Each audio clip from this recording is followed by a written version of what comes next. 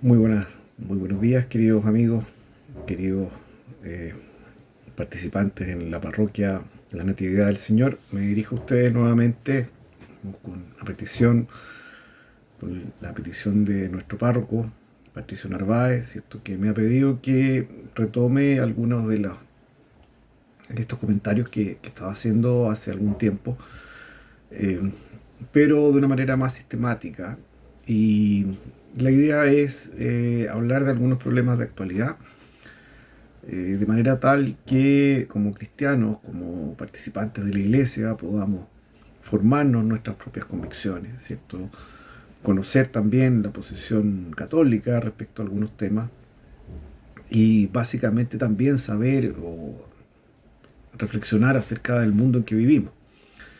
Entonces, bueno, esto va a ser grabado por YouTube. Le agradezco a Natalia Carmona también su ayuda técnica. Eh, entonces, esta primera grabación, que durará unos 20 minutos o media hora, más o menos, no sé cuánto, eh, quisiera reflexionar sobre la situación actual, la situación del mundo actual, que es una situación que se puede describir con una palabra que viene eh, del siglo XIX, de fines del siglo XIX, y que fue ocupada por dos grandes pensadores que son Nietzsche y Dostoyevsky, y esta palabra es nihilismo. Ya, es decir, es correcto decir que el mundo vive en una situación que podríamos llamar nihilismo, ya vamos a, que tiene que ver con la desorientación, tiene que ver con la idea, primero con la idea que quizás ustedes han escuchado alguna vez, ¿cierto? De Nietzsche. Nietzsche habla de la muerte de Dios. Ahora, cuando Nietzsche habla de la muerte de Dios, no hay que entenderlo primero como una celebración, como una herejía o como una provocación.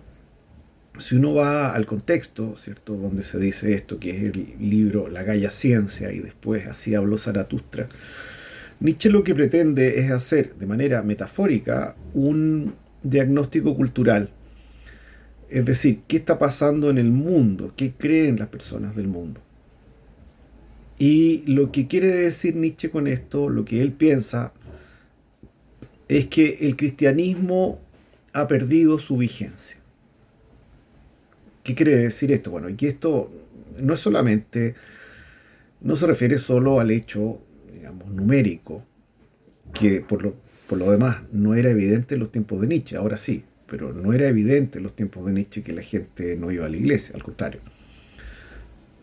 Ahora, hay una frase del Evangelio que a mí siempre me ha conmovido, que dice que este pueblo me honra con los labios, ¿cierto? Pero su corazón está lejos de mí.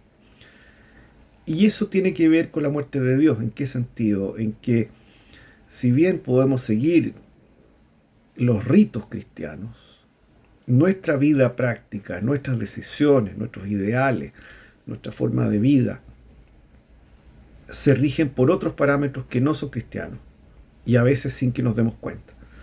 O si se quiere ver de otra manera, dividimos nuestra vida en la vida normal, podríamos decir la vida cotidiana, de lunes a sábado, y el domingo que nos acordamos que somos cristianos o católicos. Bueno, yo no digo que yo en particular a ustedes caigan en esto, pero es una tendencia, un peligro. Eh, entonces Nietzsche lo que diagnostica es esto, digamos, que si bien la gente sigue yendo a la iglesia, sigue bautizando a sus niños, por ejemplo, sin embargo, eh, su, su forma de vida se rige más bien por los ideales de lo que Nietzsche, el mismo Nietzsche llama el último hombre, lo que Ortega después llama el hombre masa. Es decir, la sociedad de masas contemporánea que surge después de la revolución industrial tiene que ver con que el mundo está más conectado, que hay tendencias o modas que nos afectan a todos, eh, y que tendemos a evitar el pensamiento crítico y a pensar como los demás lo hacen o como los medios de comunicación nos indican, como los líderes de opinión nos indican, y que no hay además una reflexión genuina, existencial acerca del sentido de la propia vida. En algún sentido, aquí estamos en una suerte de escala mecánica, ¿cierto? Correa transportadora, como podría ser nuestra vida, entenderla así, digamos, significa que nos dejamos llevar por las tendencias culturales actuales, que no necesariamente son malas, pero lo malo sería simplemente asumir, y eso es un poco el objetivo de estas reflexiones, digamos, asumir como verdadero, no sé, ciertas ideas políticas o ciertas ideas morales sin examinarlas y sobre todo vivir de una manera superficial. O sea, lo propio de una época nihilista, ¿cierto? Es que Dios sale del horizonte y lo que se busca entonces es vivir cómodamente, ¿cierto? Una vida placentera, una vida sin problemas, una vida cómoda, pero que renuncia a toda clase de ideales. Entonces, eh, otro filósofo, eh, otro, eh, otro filósofo dice que es Franco Volpi, ¿cierto? Que es un gran filósofo italiano, bueno, no a la altura de Nietzsche, pero sí un gran profesor, digamos, de filosofía y gran escritor también. Dice que el nihilismo es la situación de desorientación que aparece una vez que las referencias tradicionales, o sea, los ideales y los valores que representaban la respuesta al para qué, y como tales iluminaban el actuar del hombre. O sea, es decir, no es, eh, no es una cosa menor, no es superficial, que el cristianismo, de acuerdo al diagnóstico de Nietzsche, deje de estar vigente. No es para nada superficial. ¿En qué sentido? Que alguien como Nietzsche, un ateo declarado, ¿cierto? Podía criticar muy duramente al cristianismo. Podía considerar que proponía una moral de los esclavos, es decir, que promueve la debilidad en vez de promover la fortaleza o la voluntad de poder, que es lo que promueve Nietzsche.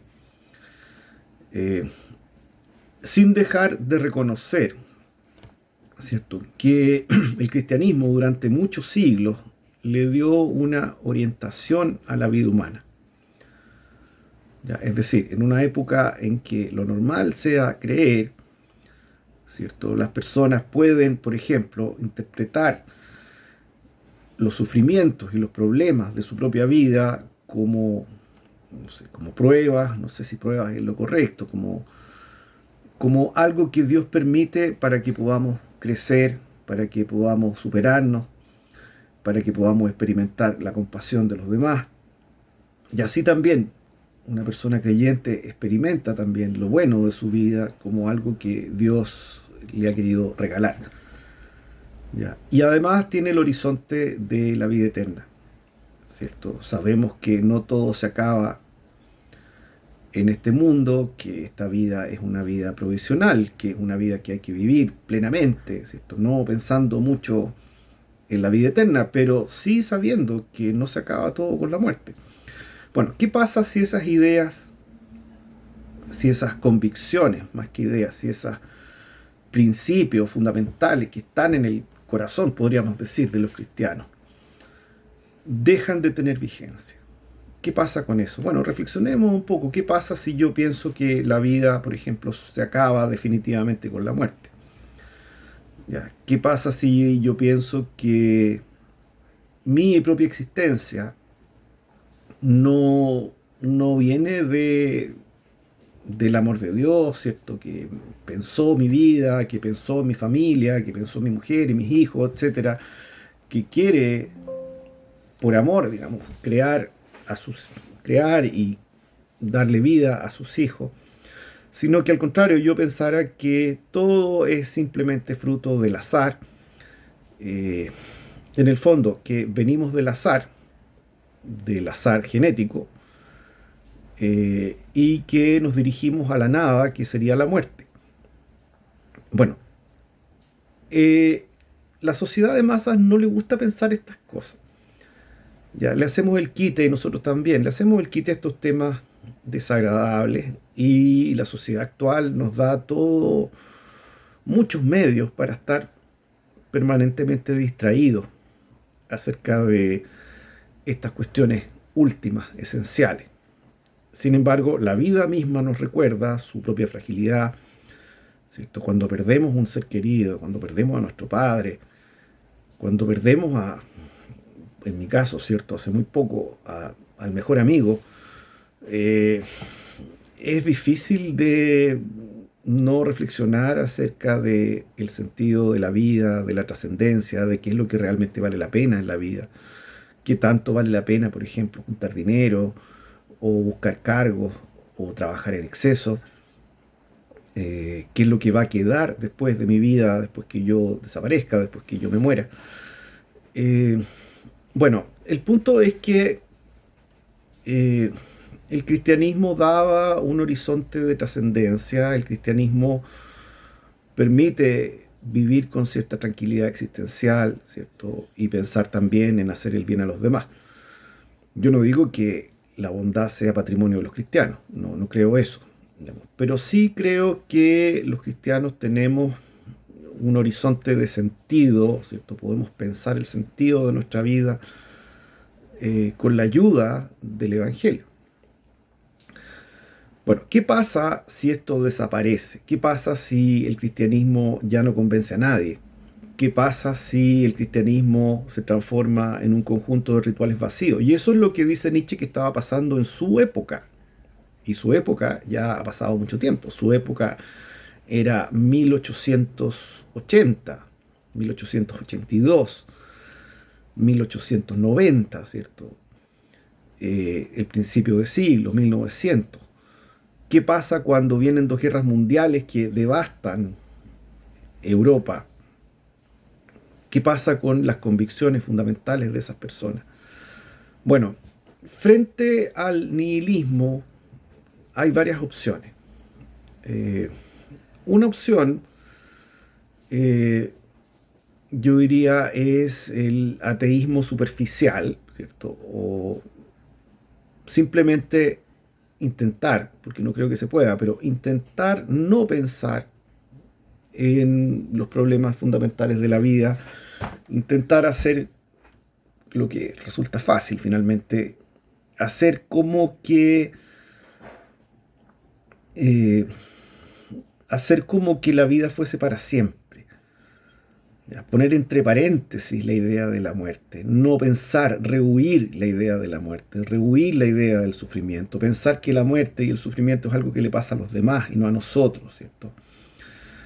Aferrarnos a ciertas seguridades materiales, ¿cierto? Pensar que, bueno, estoy cubierto, no sé, por un seguro de vida, que no está mal tener un seguro de vida, pero pensar que eso, digamos, me va a dar seguridad existencial, así como para levantarme todos los días y estar optimista, es un poco difícil. Entonces, una alternativa es rehuir, ¿cierto? Y como les decía, el mundo actual ofrece toda una gran cantidad de ofertas, digamos, gran cantidad de opciones para no pensar. Las redes sociales, por ejemplo, en el caso de los más jóvenes.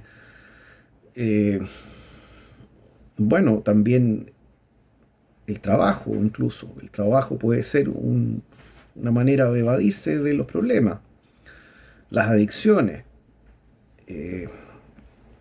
Bueno, esa es una manera.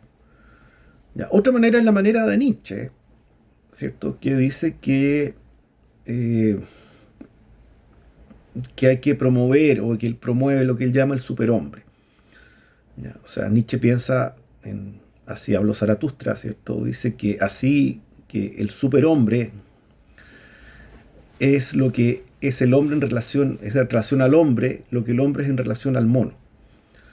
¿ya? Es decir, que hay que evolucionar, podríamos decir, asumir la muerte de Dios, ¿cierto? Asumir que no hay un horizonte de trascendencia, enfrentar eso de manera valiente, ¿cierto? Un ateísmo valiente, consecuente, lúcido, y a partir de eso tomar decisiones, ¿cierto? Que en el fondo asumir la responsabilidad de que nuestra vida valga la pena. Ya nosotros podríamos decir, o quienes me escuchen podrían decir, bueno, todo el mundo tiene esa responsabilidad. Sí, hasta cierto punto sí. Sin embargo, como cristiano, yo creo que no solamente, que no estoy solo en esta tarea, ¿cierto? Que Dios siempre me acompaña y que Él tiene un plan también para mi vida que yo puedo descubrir y que finalmente el sentido de mi vida tiene que ver con el encuentro con Él y con las personas que yo quiero. Entonces, si en cambio fuésemos ateos, ¿cierto? Como Nietzsche, la responsabilidad de vivir la vida, ¿cierto? De buscando lo que él llama la eternidad del instante, es decir, tener la responsabilidad de que tengo que vivir heroicamente, de manera que valga la pena, buscando la grandeza, ¿cierto? Por eso uno de los grandes ídolos, digamos, de Nietzsche es Napoleón. Eh, es una tarea difícil, probablemente reservada para muy pocos. Ahora, hay otra manera, ¿cierto? Hay un filósofo eh, también ateo que se llama Albert Camus, ¿cierto? Del siglo XX, un hombre muy lúcido también, que escribió libros como La Peste, por ejemplo, El mito de Sísifo. Bueno, este hombre Camus, ¿cierto? Dice que hay que asumir que el sentimiento del absurdo es correcto. Es decir, dice que cuando nosotros vivimos nuestra vida cotidiana, todo parece estar en orden, ¿cierto? Los días se repiten, la rutina se repite, tenemos unos días de descanso, otros días de trabajo, vienen las estaciones del año, etcétera. Pero dice que en algún momento podemos llegar a sentir que nada de esto tiene sentido. Es decir, que nosotros queremos que el mundo sea como nuestra casa, pero en realidad no lo es.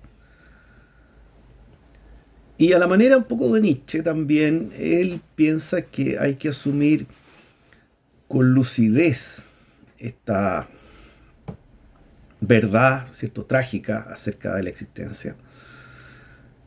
Y conformarse, bueno, no sé si la palabra es conformarse, pero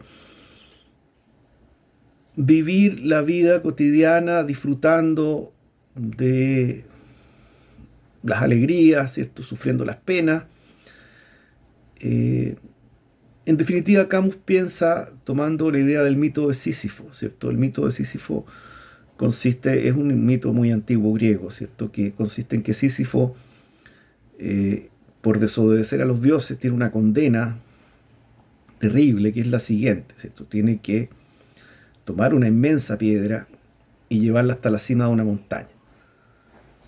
Y la piedra, después de eso, va a caer a su lugar de origen. Entonces, el mito de Sísifo consiste en que este castigo es eterno. Es decir, tiene que volver a llevar esta piedra eternamente, todos los días de su vida. Entonces, la pregunta de Camus acá, ¿cierto?, es, bueno, ¿cómo vamos a asumir esto? ¿Como un castigo? ¿Lo vamos a asumir como algo insoportable? Bueno, a cambio de eso, Camus dice una frase muy célebre, ¿cierto?, que hasta ahora se cita, que es lo siguiente: hay que imaginar a Sísifo feliz.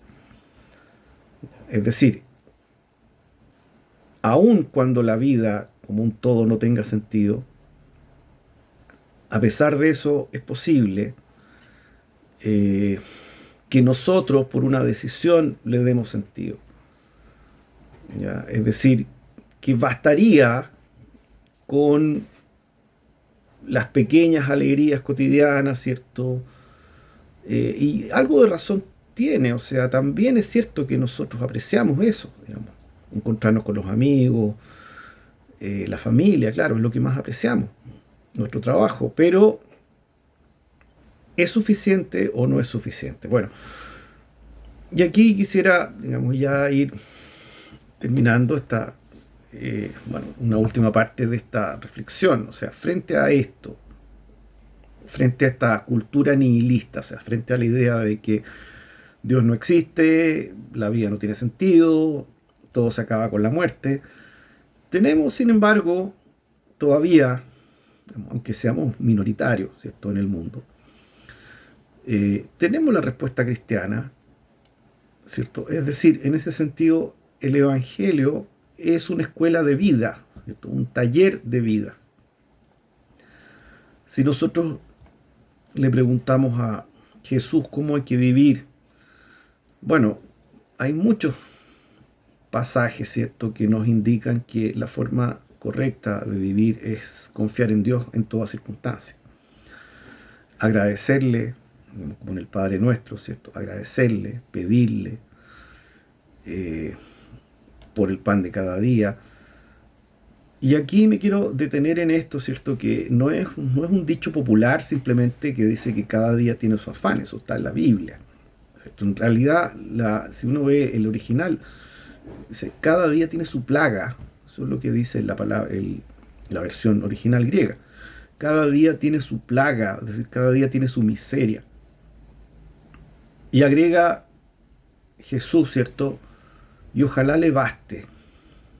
Y esto, a pesar de lo breve, ¿cierto?, es esencial, ¿cierto? Es decir, si yo confío en el Señor, no tengo por qué, bueno, espero que no se malentienda esto, yo no estoy promoviendo una vida despreocupada, así como que no me importe nada, para nada. Ya, yo mismo no sería capaz de hacerlo. Sin embargo, si yo tengo fe, si tengo el corazón en el Señor, entonces puedo dejar en sus manos todo mi pasado. El pasado que ya no controlo, obviamente. Han pasado, digamos, 22 minutos desde que empecé a hablar y ya no puedo volver a la hora en que empecé, digamos, ya esa hora ya pasó. Podría hacerlo de nuevo, sí, pero sería otra grabación. Y en ese pasado tenemos muchos dolores, muchas cosas que no salieron bien, muchas frustraciones.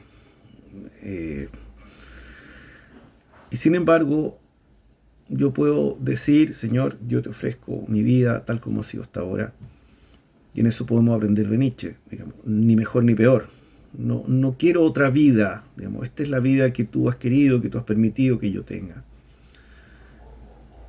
Y con la fe en Él yo puedo decir, bueno, me quedo tranquilo con mi pasado, me arrepiento de lo malo que he hecho, agradezco por lo bueno que he recibido y sigo adelante.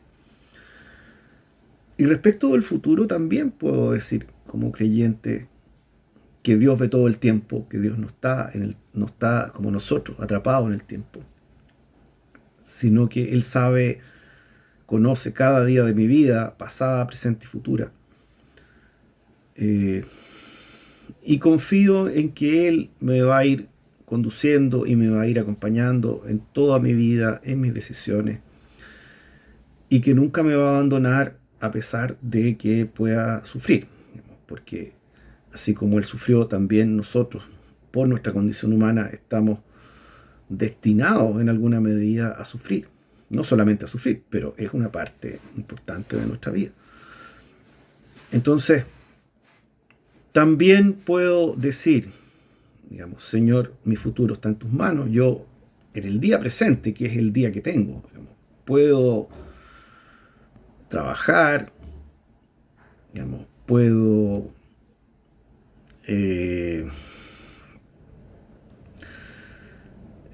puedo también descansar, puedo estar con mi familia, digamos, puedo hacer muchas cosas. Y eso lo hago en la tranquilidad finalmente de que no todo está en mis manos, ¿cierto? O sea, podríamos decir, más que imaginar a Sísifo feliz, ¿cierto? Hay que pensar que Dios me acompaña en todo momento, que lo que yo haga, ¿cierto? Está en sus manos, que puedo cometer errores y sin embargo seguir siendo parte de esta iglesia, hijo de Dios, eso no me lo va a quitar nadie. Que puedo, en el fondo, vivir tranquilo. Vivir tranquilo no significa, vivir tranquilo no significa que no voy a tener problemas. No significa que no voy a tener sufrimiento, que me va a ir bien. O sea, es decir, el cristianismo nunca ha sido una garantía de que me va a ir mejor que los que no son cristianos. Ya, puede ser incluso al contrario, ¿cierto? Porque los cristianos no estamos dispuestos a hacer cualquier cosa para sobrevivir. Digamos, no estamos dispuestos a mentir, a traicionar, a ser desleales, ¿cierto? Para lograr, no sé, un mejor puesto de trabajo. Entonces, yo diría, terminando, ¿cierto? Que la receta cristiana, o sea, asumiendo que el nihilismo, ¿cierto? O sea, la idea o la convicción de que Dios no existe y que tenemos que arreglárnosla solo, ¿cierto? Y que esa desorientación existencial existe en el mundo, está muy presente en el mundo. Tenemos nosotros una manera de enfrentarlo, ¿cierto? No de negarlo, pero sí de enfrentarlo, ¿cierto? Y esa manera es el Evangelio. La oración, el Evangelio, la Eucaristía, digamos, esas son nuestras herramientas. Son herramientas muy simples, ¿cierto? El pan y el vino, ¿cierto? El pan, nuestro trabajo, el vino, la alegría de vivir, ¿cierto? Todo eso lo ponemos en el altar en la misa, ¿cierto? Todo eso el Señor lo quiere bendecir, ¿cierto? Lo bendice porque quiere nuestra vida, nos quiere a nosotros, ¿ya? Quiere que vivamos bien, quiere que seamos felices. Entonces, eh, si tú que estás escuchando, digamos, te sientes deprimido, ¿cierto? Cansado, agobiado, como muchas veces, tantas veces yo mismo me he sentido. Bueno, hay que no solamente recurrir a los medios naturales, ¿cierto? A los medios, a la salud mental, o sea, a los profesionales de la salud mental, a veces es necesario hacerlo. Pero hay que cultivar la experiencia, la experiencia de Dios, la experiencia del Dios cercano, del Dios compasivo, del Dios misericordioso, a través de la lectura del Evangelio, la reflexión, la meditación y también sobre todo ver cómo en nuestra vida cotidiana hay tantas personas que nos acompañan, que nos dan alegría y que eso también, a través de ellos, también el Señor nos quiere saludar todos los días. Muchas gracias, nos vemos en unas par de semanas más.